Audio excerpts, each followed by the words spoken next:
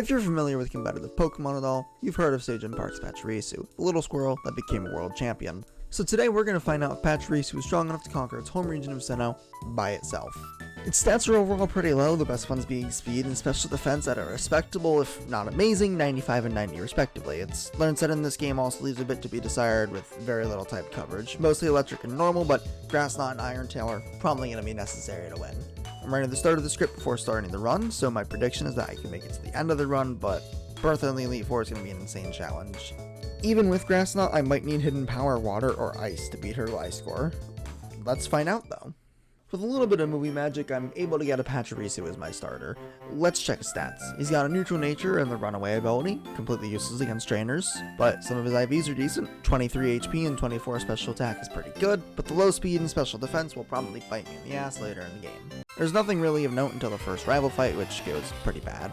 Starly spams Growl and I have to take it down with Bide, then Chimchar spams Leer and kills me with Scratch before Bide can finish it. Second try at level 11 and with the move return, and I forgot to record the start. Starly goes down in a few hits, and Chimchar's taking very little damage, but goes down fast thanks to a crit. We reach Rourke's gym at level 13, but I'm obviously not winning. This is a gym trainer's level 11 Geodude, and I do barely any damage to it. My attack and special attack are pretty even, but Geodude and Onix have bad special defense, so let's try with Swift. The problem with that is I don't learn it until level 21, so it's time to grind. At level 21, we've learned Swift, and it's time to fight Rourke. Geodude barely lives 2 hits, and Rourke uses a potion, but it goes down quickly after that. Onix is out and it takes much less damage from Swift, but Onix sucks, so Rock Throw barely hurts. It lands a Screech and eventually goes down, but I'm above half health as Granidos comes out. It's not Park Ground though, so it takes huge damage from Spark, and then knocks me out with a critical headbutt. Next try, and I'm literally only 1 level higher, but Geodude goes down to a critical hit from Swift. Onix uses Stealth Rock on turn 1 instead of attacking me and goes down after only landing 1 hit, so I'm basically full health for Granidos and take it down with a few Sparks for an easy first badge. The next major fight is Mars at Valley Windworks, but it's easy. Spark one-shot Zubat, then Propeller comes in to hit Fake Out, but she goes down to return spam. While I pick up some last-minute levels in Eterna Forest, let's talk about Gardenia. She's a grass gym leader, so she resists electric moves. She also gives the TM for Grass Knot, the best real type coverage I'm gonna have all game. Turtwig has Reflect, Charm has Leech Seed, and Roserade is just strong for this early, so this could be a scary fight. Turns out I was wrong. Turtwig sets up a Reflect, so it's Swift time. It takes a few turns because Gardenia uses a Super Potion, but a crit from Swift takes it right back into the red, and we finish it. Charm just uses Safeguard and goes down fast thanks to another crit. Reflect is gone by the time Roserade comes out, and she misses a Stun Spore, so I take her down for an easy second gym badge. The Jupiter fight is completely trivial. Skuntank barely damaged Pachirisu and went down in a few hits. Up next is Fantina.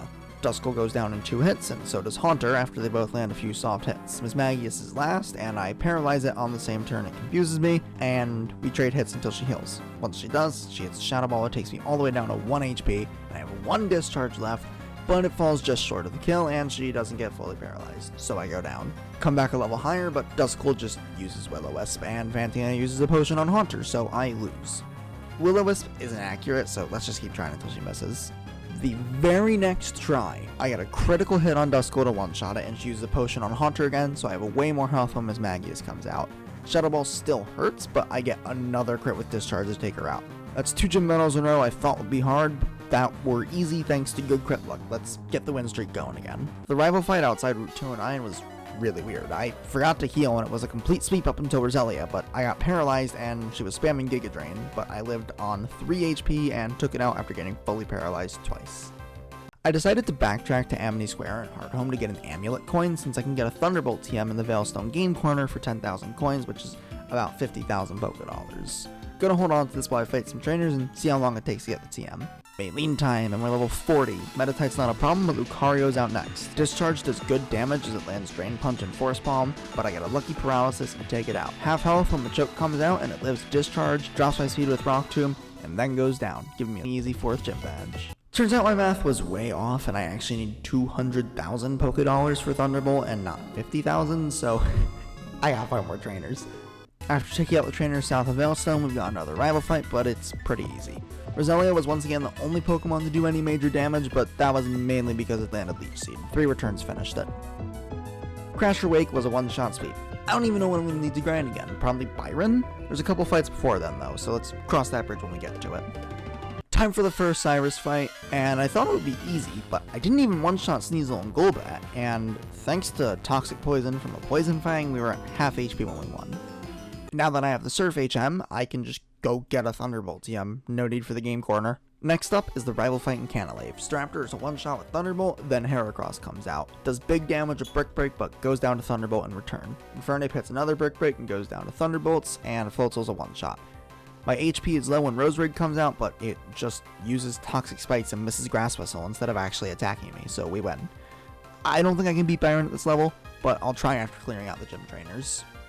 First try on Byron, and we're level 52. Thunderbolt is all I can really damage Magneton with, and it doesn't do much. It lands 2 weak Tri attacks and goes down. Steelix hits a really strong Earthquake, but to my surprise, 2 Grass Knots take it out. Bastiodon comes in, and Thunderbolt spam does decent damage, but my health is too low, and I go to 2 Stone Edges. I don't think I can win this fight without getting pretty lucky, so it's time to grind. While I clear out trainers on Iron Island, let's talk about the next section of the game. I can probably beat Byron at level 55 or whatever I end up at after Iron Island. Candace is probably a bigger issue. Not because of Piloswine, Grass Knot should be able to handle that, but because Abomasnow is bulky and has strong physical moves, and Frostlass is fast and has boosted evasion with Hail Up. Then there's the final Cyrus fight, where he has 3 strong physical attackers that are all somewhat bulky. But there's a lot of trainers between now and the Distortion World, so let's just finish off Byron. We're back at Byron at level 55, and it doesn't go much better. Magneton hits a soft couple Tri-attacks, but because of a Hyper Potion and a Metal Sound, Steelix takes me down to 13 HP off of Earthquake, and Bastiodon finishes me off. Level 60 then. We're back at level 60, and it goes even worse than at level 55. Magneton can be a 2-shot with Thunderbolt, but it's a really small range, and I don't get enough high rolls, so it lives 4 Thunderbolts thanks to a potion, and burns me with Tri-attack. I live Earthquake from Steelix, but I obviously go down to burn damage afterwards. Let's keep trying at this level and see if I get luckier on Magneton. A few tries later, Magneton uses Metal Sound and I get the 2 high rolls I need to take it out, so I'm full health for Steelix. It goes down to 2 Grass Knots and sets up a Sandstorm, so Bastiodon comes out next. Thunderbolt does decent damage, and Stone Edge hits hard, but thanks to a miss and not getting crit, I take it out. If I lost that, I was just going to level until I could one-shot Steelix. Both of the Galactic Commanders are pretty easy, so we're not even going to talk about them. Let's go fight Candace. First try at level 63, but we don't even one-shot Sneasel. She also switches to Piloswine for free on a Thunderbolt. I take it down, but Boosted Avalanche hits really hard. Abomasnow comes out and I hit it with Return, which doesn't do much, but because of that, I'm able to use the high base power Last Resort to take it down to a sliver of its health. Woodhammer leaves me on 12 HP though, so even after Abomasnow goes down to the recoil, Frostlass just finishes me.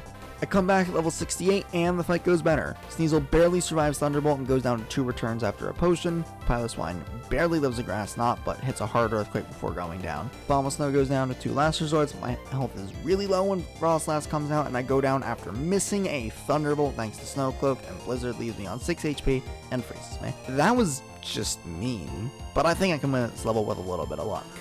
Next try and it goes worse. I get lower damage rolls on pretty much every attack, and Abomasnow gets a crit Avalanche that leaves me on 1 HP, so I don't even get to Frostlass. The first attempt at level 68 was the lucky one. I need to grind. I come back at level 70 with battle animations on. Sneasel goes down to 2 hits and just lands a soft Vein attack, and Piloswine is a one-shot now, so I'm full health when Abomasnow comes out. Take it down with 2 Last Resorts, and thankfully I hit the first Thunderbolt on Frostlass as she just uses Double Team. Blizzard hits really hard, but I land the second Thunderbolt I need to finally win the fight. Second Cyrus fight is easy. Sneasel goes down to 2 returns, Crobat and Honchkrow are both one-shot. Multi-battle on Sphere Pillar goes really well. I never even dropped close to half health, and Berry was actually useful, which is always a nice change of pace. Cyrus time. First try at Cyrus, level 74. Houndoom lands a Will-O-Wisp before going down, and Gyarados is a much needed one-shot with Thunderbolt. Weavile comes out next, and the burn damage is piling up, but I stupidly clicked Charm and Thunderbolt would have killed, so I went down. I think I can win at this level, but if I can't, I'll just hack in Rare Candies. Second try, and Houndoom just uses Flamethrower, so we're looking much better. Gyarados is obviously still a one-shot with Thunderbolt, so Weavile's out. A critical hit return one-shots it, and Honchkrow comes out last, and I accidentally use Return, but it goes down to Thunderbolt on the next turn. Last up is Crobat, and it's a one-shot with Thunderbolt, winning me the battle. Moving on to the 8th gym, while finding the gym trainers, I notice a problem. Even against the first gym trainer, I can't even one-shot a Pachirisu, almost 30 levels lower than mine. Volkner might not go well. First try at Volkner, and I'm basically level 76. Jolteon lands a Thunder Wave before going down, and Electivire hits too hard and gets healed, so Luxray just finishes me off. I'm gonna hack in rare candies and come back at level 80. Level 80 and I get some bad paralysis luck on Electivire, so even though I take it out, Luxray just finishes me off. I think with a couple more levels and a Silk Scarf, I can one-shot Jolteon, which means I won't have to worry about Thunder Wave. Level 83 and Jolteon is just barely not a one-shot, so it still paralyzes me. After 5 tries at level 85, Jolteon still survives return on a 1 HP. And after 4 tries at level 86, I finally one-shot it. Electivire and Luxray are both 2-shots, and Raichu is a 1-shot. Jesus. As I make my way through Victory Road, let's talk about the Elite Four. Thunderbolt can probably handle Aaron, but I think I'm gonna need to be level 100 to beat Bertha, and I might not even be able to get past Gliscor. My hidden power type is fighting, so all I can do is brute force with Return and Grass Knot, because I probably can't afford the wasted turn using Thunderbolt to enable Last Resort. I might be able to make it work with the track, but then I probably have to give up Return or Last Resort for Cynthia. Let's see what happens. But before all that, we have one last rival fight. Staraptor is a one-shot with Thunderbolt, but Snorlax is tanky and hits hard with Earthquake. We're under half health by the time we take it out with Last Resort, and Heracross comes out next and lives a hit and gets a crit with Night Slash before going down. Floatzel is a one-shot with Thunderbolt, and Roserade barely survives Last Resort and hits Giga Train that takes me to 19 HP. Finally, Infernape survives a Thunderbolt on what has to be 2 or 3 HP, it takes me out with Focus Blast. At level 90, it goes much better, but Snorlax uses Rest, so it takes way longer to go down, but we have way more health. Heracross goes down in 2 hits, Floatzel is still a one-shot, and Roserade is a one-shot now too, and Infernape is also a one-shot. First up is Aaron, and it's pretty easy. Yanmega is a one-shot with Thunderbolt, and Heracross comes out. Does decent damage with close combat, and Aaron uses a full restore. The special defense drop means Thunderbolt gets the kill on the next turn. Vespiquen is a one-shot, and Scizor comes out 4th. It lands Thunderbolt, but just hits a soft Night Slash, heals before going down, and Drapion is last. It also lives Thunderbolt, but can't do much damage and goes down. Bertha time. Wishcash surprisingly lives a Grass Knot and sets up a Sandstorm, so we're going to be getting worn down the whole fight if we don't heal enough from Shell Bell. We take it out on the next turn. Hippowdon comes out and goes down in 1 Grass Knot, and Golem's next. It obviously goes down in 1 hit, and that brings out Rhyperior, who goes down in 1 Grass Knot as well. Last up is Gliscor, the Pokemon I've been dreading the whole game, but with full HP. Grass Knot doesn't even bring it down to half health though, and Earthquake hits really hard. Second Earthquake takes me down to 6 HP, and Sandstorm finishes me off. I think I can win this at level 95, honestly. At level 95, the rest of the fight is exactly the same up until Gliscor, and Grass Knot looks like it's doing just barely more damage, and Earthquake does less than half my health now. And I got a critical hit to take it out and win the fight. 2 more Grass Knots would have done it, but not having to risk getting crit by Earthquake is nice. It's time for Flint, and it starts off fine with Houndoom living Thunderbolt and landing a soft Flamethrower. Infernape comes out next and also barely survives Thunderbolt, but Earthquake does barely any damage as we take it out. Flareon comes out and burns me with Will-O-Wisp, so we need to win fast. Rapidash also barely lives a Thunderbolt and hits a strong Flare Blitz, but goes down to Recoil. My health is low as Magmortar comes out, but it lives a Thunderbolt in the yellow and charges up a Solar Beam. On the next turn, it lives Thunderbolt on what is definitely 1 HP, and finishes me with Solar Beam. If I can just one-shot the 3 Pokemon who barely lived, I could totally win.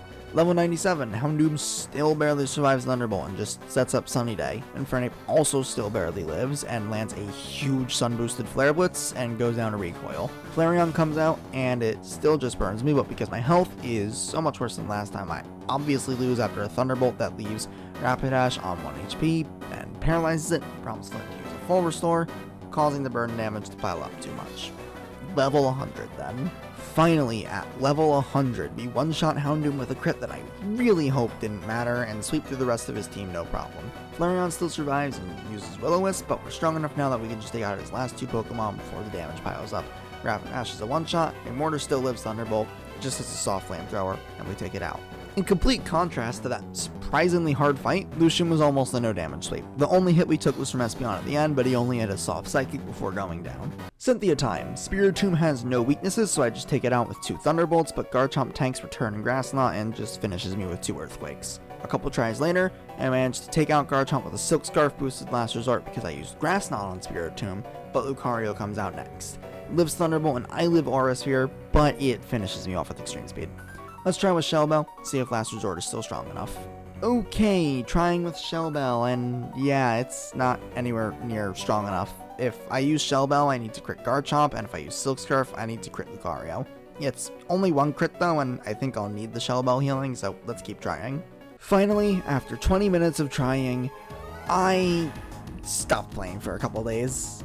But when I came back, I spent 5 minutes trying, and when I finally crit Garchomp with Return, I thought I was screwed. But then I critted again with Last Resort to take it out. Lucario hung on from Thunderbolt and landed a soft Stone Edge before going down. Togekiss was a one-shot with Thunderbolt, so my low tick came out. I wanted to play around Mirror Coat, so I just hit Last Resort for 2/3 of her health, and then she hit a Weak Surf, so I finished it with Thunderbolt. Last was Rose Raid, but a single hit from Last Resort is enough to finish the fight and make Pachirisu the champion. That was really fun. The late game had way more struggles than I expected, and for my first completed Pokemon challenge, it honestly wasn't hard overall. This was also the first time I've beaten a Sinnoh game. I want to do more of these and find a workflow and format that works for me, so I'm not completely ripping off my Drybread, who also you should watch if you like this video, by the way. If you did like this video, you should also like and subscribe, and follow me on Twitch where I do more Pokemon content and play a bunch of other games as well. The next one I'm going to be doing is Y with only Gumi, which I expect to be way harder. I'll probably tweet periodic updates of challenges I'm working on, so follow me on Twitter for that.